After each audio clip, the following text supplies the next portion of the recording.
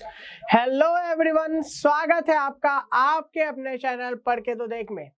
तो भाई कैसे हैं आप सभी, क्या हाल चाल है आप सभी का, और क्या अभी तक आपको सभी चीजें जो आपको पढ़ाया गया है समझ में आई है? एक बार जल्दी से कमेंट करो, फटाफट से बता दो, ठीक है। आपकी बाकी सभी क्लासेस भी चल रही है, जैसे कि आपकी इंग्लिश की क्लास भी चल रही है, फिजिक्स की क्लास भी चल रही है और मैथ्स की क्लास भी चल रही है। किसी भी सब्जेक्ट में आपको किसी भी प्रकार का दिक्कत हो और कुछ इंप्रूवमेंट चाहिए तो आप बिल्कुल कमेंट करके हमें जरूर सजेस्ट करना, ठीक है। अब बात करते हैं यहाँ पे कि आज हम कौन सा टॉपिक लेके आ गए हैं। आज हम बात करने वाले हैं आलेखी विधि द्वारा दो चर वाले रैखिक समीकरण युग्म का हल याद करना। तो भाई ये हम कैसे करेंगे? इससे पहले मैंने आलेखी विधि बता दिया था आपको, आलेख कैसे बनाए किसी दो चर वाले रैखिक समीकरण का ये भी मैंने आपको बताया था, ठीक है। तो आज उन आलेखों की सहायता से हल कैसे ज्ञात कर सकते हैं इसके बारे में चर्चा करने वाले हैं, ठीक है। तो बहुत ही सिंपल सा हमारे पास टॉपिक है, हम बात करने वाले हैं आलेखी विधि द्वारा हल ज्ञात करना। ओके चलो भाई, तो सबसे पहले कुछ चीजें जो मैं आपको पहले से बता चुका हूं उसको एक बार से रिवाइज कर लेते हैं, ठीक है। क्या क्या चीजें मैंने आपको बताई थी? मैंने आपको बताया था भाई, अगर मेरे सामने दो चर वाले रैखिक समीकरण युग्म है, मतलब ऐसे दो रेखाएं अगर मुझे प्राप्त हो तो उसकी तीन स्थितियां बनेंगी। एक तो वो दोनों रेखाएं एक दूसरे को क्या कर गए, प्रतिच्छेद कर जाए, करेक्ट, ये मैंने आपको बताया था। दूसरा, रेखाएं एक दूसरे को क्या कर जाए, ओवरलैप कर जाए, मतलब क्या है कि एक दूसरे के संपाती हो जाए, ठीक है।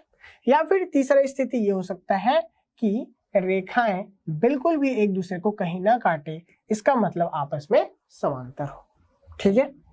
संपाती को और अच्छे से दिखाने के लिए इसको मैं यहाँ पे इस प्रकार से दिखा देता हूँ, ये देखो इस प्रकार से, करेक्ट, ठीक है। तो यहाँ पे कुछ कुछ चीजें मैंने आपको पहले बता दिया था। वो क्या क्या बात थी? एक तो मैंने ये बताया था आपको कि भाई अगर एक जगह काट रहा है मतलब हमें एक उभयनिष्ठ बिंदु मिल रहा है, ठीक है। अगर एक उभयनिष्ठ बिंदु मिल रहा है हमें केवल एक हल मिलता है, या फिर इसी को हम कहते हैं अद्वितीय हल। क्या कहते हैं? केवल एक हल, या फिर हम इसी को कहते हैं अद्वितीय हल मिलता है, ठीक है।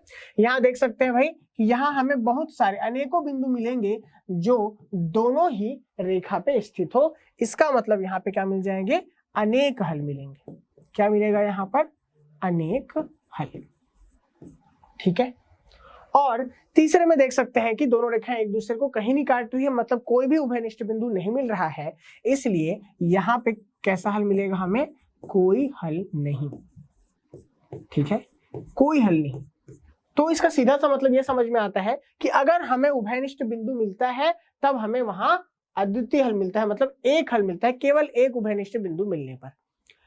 अनेक उभयनिष्ठ बिंदु मिल रहे हैं इसलिए अनेक हल मिलता है, और एक भी उभयनिष्ठ बिंदु नहीं मिल रहा है इसलिए कोई हल नहीं मिलता है, सिंपली हम जानते हैं। तो ये जो युग्म होते हैं, अगर हमें हल प्राप्त हो जाए मतलब उभयनिष्ठ बिंदु मिल जाए तो हम कहते हैं ये जो हमारे युग्म है, रेखा युग्म है, वो कैसे है? संगत है।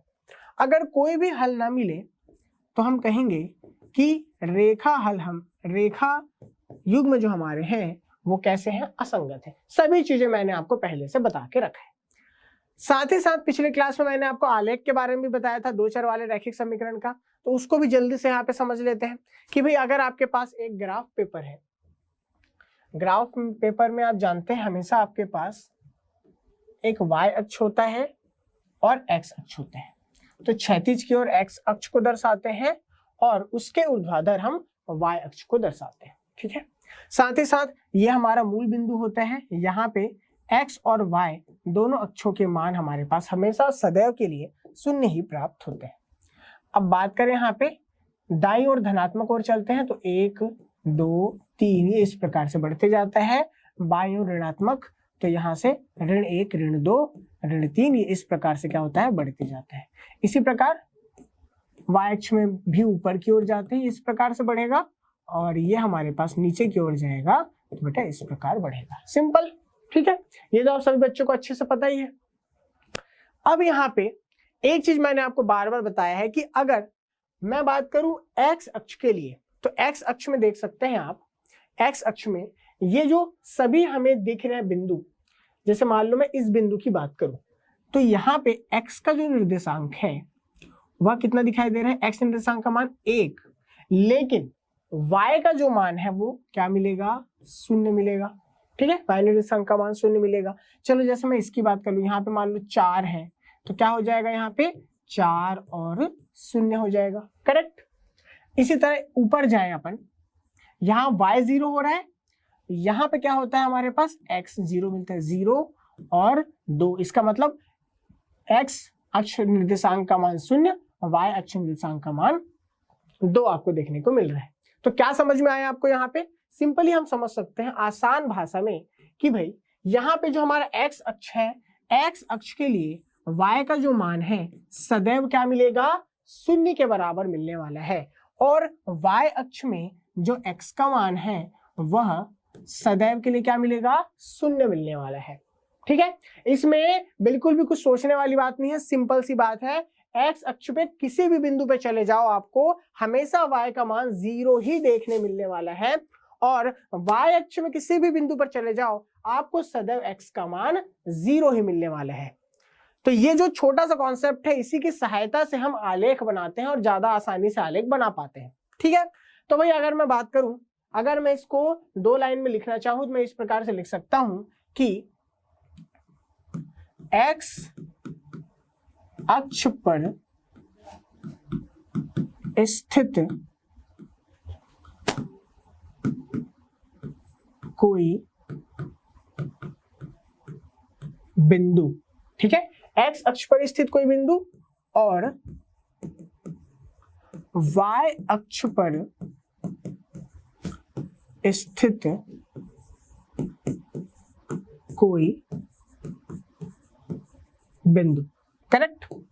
तो जब मैं x अक्ष पर स्थित कोई किसी बिंदु की बात करूंगा तो यहाँ पे x निर्देशांक के लिए मान अगर मैं a ले लूं तो y के लिए सदैव मान 0 मिलेगा, और y अक्ष पर स्थित कोई बिंदु की बात करूं तो x निर्देशांक के लिए मान सदैव 0, और हम y के लिए एक मान b मान लेते हैं, जहां a और b क्या है, वास्तविक संख्याएं हैं। a और b क्या कहेंगे हम, a और b वास्तविक संख्याएं। ठीक है, तो ये सिंपल सा लॉजिक है, पहले भी बता चुका हूं, एक बार रिवाइज भी हो गया। अब इसकी सहायता से बढ़िया से आप आलेख बना लोगे इजी से। ठीक है, अब यहाँ पे आपको क्या करना है, एक सिंपल सा उदाहरण लेना है और एक क्वेश्चन बना के देखना है, आपके सारे कॉन्सेप्ट क्लियर हो जाएंगे, आप कोई भी हल आसानी से निकाल लोगे। ठीक है, तो चलो भाई देख लेते हैं एक सवाल फटाफट से। पहला क्वेश्चन हमारे सामने है कि रैखिक समीकरण युग्म का आलेख प्रदर्शित करो तथा हल ज्ञात करो। ये हमारे सामने रैखिक समीकरण युग्म दिखाई दे रहे हैं। चलो अब इसको समझते हैं थोड़ा। यहाँ पे मेरे पास जो पहला समीकरण है 2x धन 3y बराबर 12। ठीक है, तो अगर मैं यहाँ पे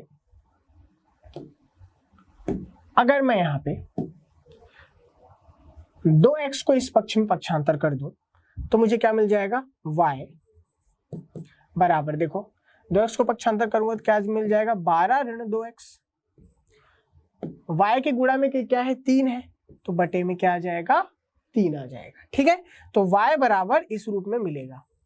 अब यहां से एक बात समझो आप कि x का अगर मैं यहां पर कुछ भी मान रखूं तो हमें y का एक अलग मान मिलेगा। ठीक है, चलो मैं x का मान 0 रख देता हूं। क्या रख दिया मैंने, x का मान 0। तो जब मैं x का मान 0 रख रहा हूं तो देखो 2 गुणित 0 मतलब ये 0 हो गया, 12 बटे क्या हो गया, 3 हो गया। 12 बटे 3 मतलब कितना मिलेगा आपको, 12 बटे 3 मतलब कितना मिल जाएगा, 3 चौक 12। तो y का मान कितना मिल रहा है आपको, यहाँ पे देखो 4 प्राप्त हो रहा है। करेक्ट, क्लियर है, कोई भी डाउट इसमें। तो x बराबर 0 लिया तो y का मान कितना मिल गया, 4 मिल गया। जब x बराबर 0 मिल रहा हो मतलब ये y अक्ष पर कोई बिंदु है जहां पे y का मान 4 है, x का मान क्या है, 0 है। करेक्ट।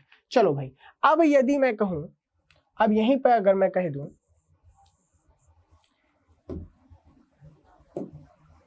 कि यहाँ पे जैसे मैंने y के लिए मान निकाला वैसे मैं x के लिए भी तो निकाल सकता हूं, तो यहाँ पे क्या कर देंगे, वैसे मैं x के लिए अगर निकालना चाहूं तो क्या हो जाएगा, y वाले पद को इधर पक्षांतर कर देंगे। y वाले पद तो पक्षांतर करो, क्या मिल जाएगा आपको, x बराबर 12 ऋण 3y, और x के गुणांक 2 है तो बटे में 2 आ जाएगा। ठीक है, नीचे में y का मान अलग अलग हम रख के देख सकते हैं। तो क्या मान रखकर देखें, चलो भाई y का मान मैं इस बार शून्य रखकर देख लेता हूँ। y का मान जैसे 0 रखोगे 3 गुणित शून्य 0 हो जाएगा, 12/2 हमारे पास हो जाएगा, 2 छक्के 12 होता है तो 6 आ जाएगा यहाँ पे मान। तो x का मान 6 के लिए y का मान 0 मिल रहा है, और y का मान 0 कहाँ मिलता है, x अक्ष पर मिलता है। इतना सभी बच्चे अच्छे से जानते हो। तो हमने ये वाले समीकरण के लिए देखो निकाल लिया, ठीक है, ये वाले समीकरण के लिए हमने निकाल लिया। चलो दूसरा वाले समीकरण को भी देख लेते हैं इसी के साथ साथ। क्या हमारे पास दूसरा वाला समीकरण, x ऋण y बराबर 1, लिख लेते हैं इसे, x ऋण y बराबर 1, ठीक है। चलो तो यहाँ पे y बराबर क्या ले सकते हैं, y को इधर पक्षांतर करो, 1 को इधर पक्षांतर करो, तो y बराबर क्या मिल जाएगा मुझे, x ऋण 1 मिल जाएगा।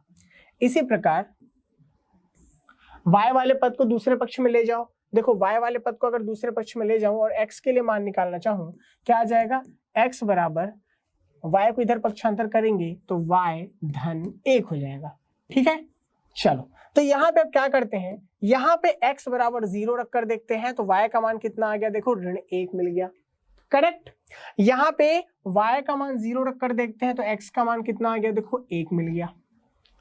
अब एक बात है जिसको सभी बच्चे ध्यान से सुनो, और ये अगर आप फॉलो करोगे तो कभी भी आलेख में गलती नहीं करने वाले हो। क्या कि सबसे पहले जो मैंने बताया था आपको कि भाई सिंपली हमारे पास ग्राफ होता है, इसमें हम जानते हैं x अक्ष में y का मान हमेशा 0, y अक्ष में x का मान हमेशा 0 होता है। तो अगर आप x और y अक्ष में कोई बिंदु ज्ञात कर लोगे, ठीक है, x और y अक्ष में अगर आप कोई बिंदु ज्ञात कर लोगे, उसे आपस में मिलाकर आप आसानी से आलेख बना सकते हो किसी भी रैखिक समीकरण का, ठीक है। इतना तो सबको समझ में आया। अब यहाँ पर देखो, यदि मैं बोलूं कि मुझे x बराबर 0 के लिए y बराबर 4 मिला, y बराबर 0 के लिए x बराबर 6 मिल गया, इसी प्रकार यहाँ भी x बराबर 0 के लिए y बराबर ऋण 1 मिल गया, और x बराबर 1 के लिए y बराबर 0 मिल गया, तो बस कोई दिक्कत नहीं, आगे कोई भी बिंदु निकालने की जरूरत नहीं है। क्यों कोई बिंदु निकालने की जरूरत नहीं है, क्योंकि देख सकते हो यहाँ पे y के लिए 4, x के लिए 6, y के लिए ऋण 1 और x के लिए 1 मिल रहा है, मतलब पूर्णांक संख्या मिल रहा है। और बेटा पूर्णांक संख्या आपको संख्या रेखा में दर्शाना बहुत आसान है, ठीक है। तो अगर आपको पूर्णांक संख्या देखने को मिल जाए तो एक बात हमेशा याद रखना कि अगर आपको ऐसे शून्य रखने पर पूर्णांक संख्या देखने को मिल जाए तो भाई और कोई भी बिंदु निकालने की जरूरत नहीं है। अगर कोई पूर्णांक नहीं मिल रहा है, पूर्णांक की जगह कोई भी परिमेय संख्या आपको देखने को मिल रहा है, कोई भी परिमेय संख्या जो कि क्या है, पूर्णांक नहीं है, कोई भी परिमेय संख्या देखने को मिल रहा है जो कि पूर्णांक नहीं है, तो क्या करो भाई, और क्या करो, और भी ज्यादा बिंदु आपको निकालने की जरूरत पड़ेगा। तो यहां से अगर परिमेय संख्या हो तो और अधिक बिंदु निकालो, और अधिक बिंदु निकाल कर देखना है, अन्य बिंदु, ठीक है। पूर्णांक मिल जाए तो कोई भी अन्य बिंदु निकालने की जरूरत नहीं है, और पूर्णांक ना मिले, कोई भी अन्य परिमेय संख्या मिले तो और भी अन्य बिंदु निकालने का ट्राई करो। तो सर अन्य बिंदु कैसे निकाले और दूसरे बिंदु कैसे निकाले, तो फॉर एग्जाम्पल यहां पर देखो, अगर मैं यहां पर x का मान चलो 1 रख कर देखता हूं, x का मान देखो 1 रखा तो y का मान देखो यहाँ पे 0 मिल रहा है, ये वही बिंदु है, देख लो, करेक्ट। चलो x का मान मैं 2 रख कर देखता हूँ, x का मान 2 रखा तो y का मान देखो कितना मिल रहा है, 1 मिल रहा है। तो अन्य बिंदु निकाल कर देख लेना है। अन्य बिंदु निकालोगे तो हमें यह देखना है कि अन्य बिंदु जब हम निकाल रहे हैं तो अगर मैं x का कुछ मान मिल रहा हूं तो y का मान मुझे कोई पूर्णांक मिल जाए, हमें ये ट्राई करना है। वैसे अगर मैं y का मान रख रहा हूं तो मुझे ये देखना है कि x का मान हमें पूर्णांक मिल जाए, तो आपको हल करने में बहुत ही आसान होगा, ठीक है। चलो भाई अब आते हैं सीधे सवाल पे। अब यहाँ पे देख लेते हैं ग्राफ और इसमें पॉइंट्स को पुट करके देखेंगे, ठीक है। चलो तो जो हमारा पहला समीकरण था उसको देख लेते हैं, ये वाला। इसमें देखो x बराबर 0 के लिए y बराबर क्या मिला था, 4। तो बेटा x बराबर 0 y अक्ष में मिलता है, y बराबर 4, देखो यहाँ पे ये वाला बिंदु हो जाएगा, तो क्या हो जाएगा, x बराबर 0 y बराबर 4, ठीक है। चलो अब यहाँ पे y बराबर 0 x बराबर 6, ठीक है। तो देखो y बराबर 0 तो x अक्ष की बात हो रही है, x बराबर 6 बोला तो यहाँ पे कहीं मिलेगा आपको 6 और 0, करेक्ट है। यहां तक आई होप किसी को कोई भी डाउट नहीं होगा, ठीक है। तो 0 4 4 6 में मिल रहा है, चलो भाई अब बढ़िया से क्या करते हैं, यहाँ पे ये हमारा स्केल है, आप लोग भी अपना अपना स्केल निकाल लो, कॉपी पेन निकाल लो और यहां से क्या करो, इन दो बिंदुओं को आपस में मिला दो, इन दो बिंदुओं को आपस में मिला दो।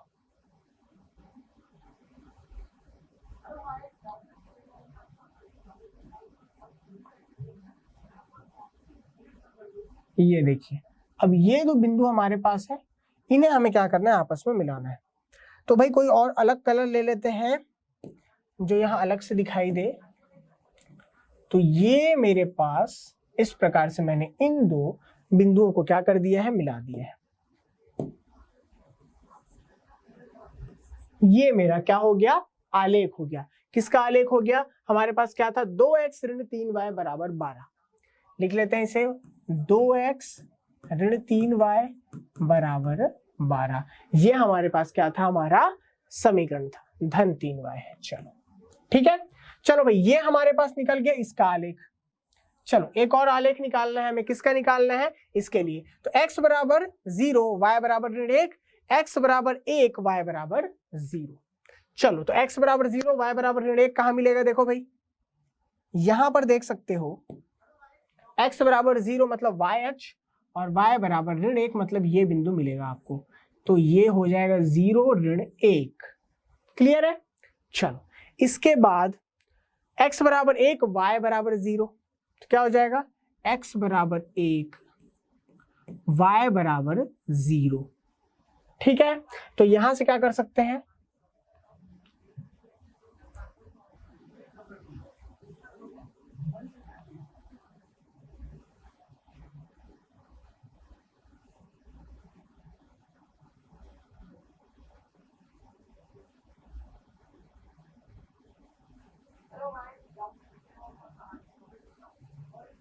चलिए अब यहां से भाई बढ़िया से स्केल निकाल लो आप लोग।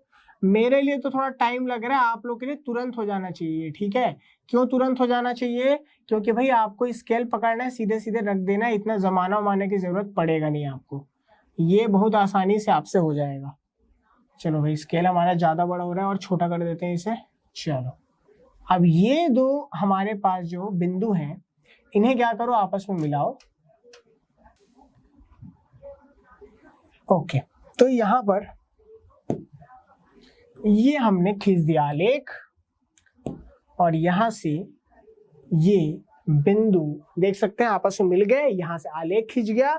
अब यहाँ पे, यहां कहीं आपको देखो बिंदु देखने को मिल रहे हैं, जो क्या है, उभयनिष्ठ बिंदु है। ये क्या है, एक उभयनिष्ठ बिंदु है, उभयनिष्ठ बिंदु। करेक्ट, ये क्या है, उभयनिष्ठ बिंदु है। और ये उभयनिष्ठ बिंदु है कौन सा, भाई बिंदु को लिखो, कौन सा बिंदु है ये, ध्यान से देखो कौन सा बिंदु है ये। यहां पर देखो, जब हम x की ओर जा रहे हैं तो 3 इकाई चल रहा है और y की ओर ऊपर 2 इकाई, तो ये बिंदु है 3, 2। कौन सा बिंदु है ये, 3, 2 है। और ये जो दूसरा आलेख था वो क्या था, x ऋण y बराबर 1 के लिए आलेख था। तो x ऋण y बराबर 1 के लिए ये आलेख है हमारे पास। और यहां से एक बिंदु क्या है, उभयनिष्ठ बिंदु हमको ये देखने को मिला, जो कि है क्या, 3, 2। तो यहां से हम क्या कह सकते हैं, यहां से हम कह सकते हैं, अतः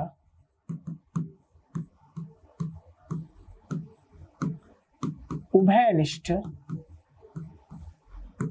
बिंदु 3, 2 प्राप्त हुआ, इसलिए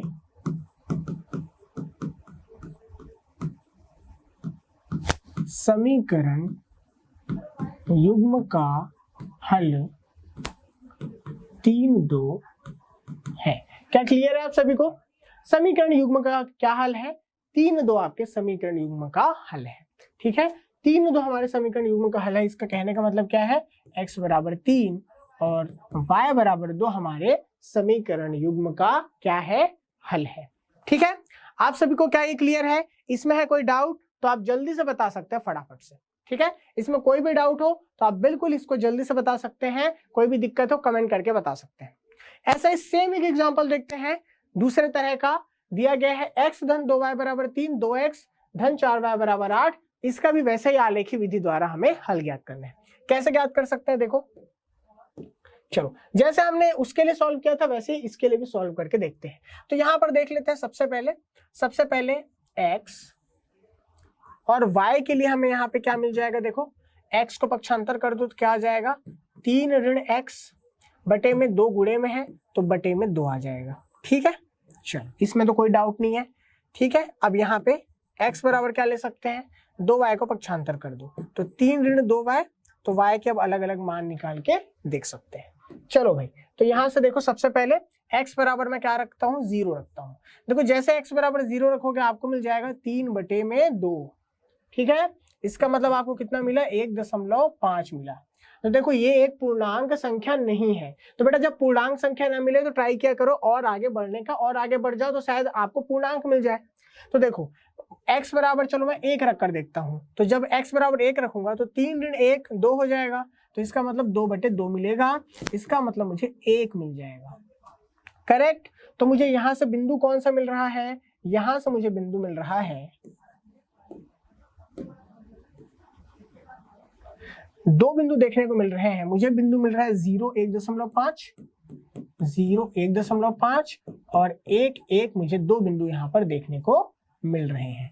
ठीक है, ये मेरे आलेख बनाने के लिए बिल्कुल काफी होगा। ठीक है, चलो अब यहाँ पे y का मान 0 रख कर देखते हैं। y का मान 0 रखो, x का मान 3 मिल रहा है, कोई दिक्कत नहीं है। y का मान 0 रखा, x का मान कितना मिल गया, 3 मिल गया, तो यहाँ पे बिंदु क्या मिल गया मुझे, 3 0। ठीक है, बिंदु क्या मिल गया मुझे, 3 0। 3 0 मिल गया, मतलब यहाँ पे 3 पूर्णांक है, तो और कोई दूसरा बिंदु निकालने की जरूरत ही नहीं है। ठीक है, कोई दिक्कत नहीं है, तो 3 0 मिल गया यहाँ पे मुझे आसानी से। चलो भाई, अब दूसरा वाला जो समीकरण इस पे चलते हैं, 2x धन 4y बराबर 8। लिख लेते हैं इसे सबसे पहले, 2x धन 4y बराबर 8। तो बेटा यहां से क्या आ जाएगा, x और यहां से क्या आ जाएगा, y बराबर 8 ऋण 2x बटे में 4। क्लियर है। इसी प्रकार आप यहाँ पे देख सकते हो कि भाई x के लिए क्या मिल जाएगा आपको, 4y को पक्षांतर कर दो तो आ जाएगा 8 ऋण 4y और बटे में कितना आ जाएगा, 2। ठीक है, चलो भाई अलग अलग मान रख कर देखते जाओ फटाफट से। x का मान चलो मैं 0 रखा, तो जब 0 रखूंगा तो ये हो जाएगा 0, 8 बटे 4 मतलब 2 मिल गया। तो क्या मिला मुझे, यहाँ पर मिल गया मुझे 0 2। चलो बिना किसी दिक्कत के क्या मिल गया, 0 2 मिल गया। ठीक है, चलो अब यहां से देखो y का मान 0 रखा, y का मान 0 तो ये 0, 8 बटे कितना हो गया, 2 मतलब मिल गया 4। तो यहां से क्या कहूंगा, क्या मिल गया बिंदु मुझे, मिल गया ये 4 0। कितना मिल गया, 4 0, 0 2 और 4 0 मिल चुका है। यहाँ पे देख सकते हो कितना कितना मिला है मुझे, यहाँ पे 0 1.5 मिला था। मैंने कहा अगर पूर्णांक संख्या नहीं मिला तो कुछ और भी ट्राई कर लो, तो 1 और 1 मुझे मिल गया, 3 और 0 मिल गया। अब आप कहोगे सर 1.5 को तो मैं आसानी से दर्शा दूंगा आलेख में। बिल्कुल आप आसानी से दर्शा दोगे, लेकिन कई बार क्या होता है, मान लो आपको मिल गया 10/3। ठीक है, क्या मिल गया, 10/3, तो आप क्या करोगे, 3.3333, वो इस प्रकार से बढ़ते जाता है। तो क्या आप 3.3333 को एग्जैक्टली आप दर्शा सकते हो आलेख में, नहीं दर्शा सकते। तो कई बार ऐसी संख्याएं भी हमको देखने को मिल जाती है, इसलिए मैंने कहा कि ट्राई क्या करो, हमेशा आपको पूर्णांक मिल जाए। ठीक है, तो चलो भाई यहां से सबसे पहले ये जो हमारे पास रैखिक समीकरण है, इसके लिए 0 1.5 3 0 को रखकर देखना है, या 1 1 और 3 0 को रखकर देखना है। चलो तो यहां से हम क्या करते हैं, सबसे पहले 1 1 और 3 0 को रखकर देखते हैं। 3 0 का मतलब क्या, यहां मिलेगा 3 0, करेक्ट, एक्स अक्ष में मिल गया। अब मैंने क्या कहा, 0 1.5 की जगह आप क्या करो, 1 1 को दर्शाने का ट्राई करो। तो 1 1 आपको कहां मिलेगा, यहां मिल जाएगा। ये आपका क्या हो गया, 1 1। अब आपको लगता है कि मैं 1.5 को भी दर्शा सकता हूं, तो उसको भी दर्शा दो। क्या आ जाएगा आपके सामने, 1.5 और क्या है, 0 है और 1.5 है। तो भाई ये आपका लगभग यहाँ पे बीचों बीच आएगा, ये लगभग यहाँ पे आएगा। तो क्या लिखोगे आप, 0 1.5। ठीक है, तो एक ही रेखा के लिए हमें यहाँ पे 3 बिंदुएं देखने को मिली है। अब तो और आसान हो जाएगा इसको दर्शाना। ठीक है, चलो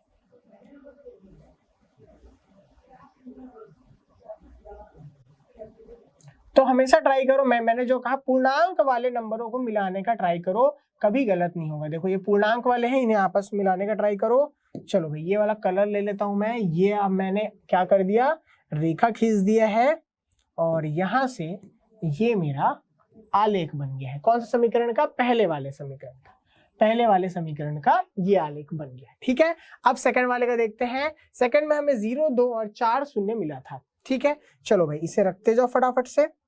तो सेकंड वाले का देख लेते हैं, 0, 2 और 4 शून्य। तो सबसे पहले लिखेंगे 4 शून्य, तो 4 शून्य का है यहाँ पर है, ये आपका हो गया क्या, 4 शून्य। ठीक है, बात करते हैं 0, 2 का कहाँ पे मिलेगा, यहाँ पे आपको 0, 2 मिलेगा।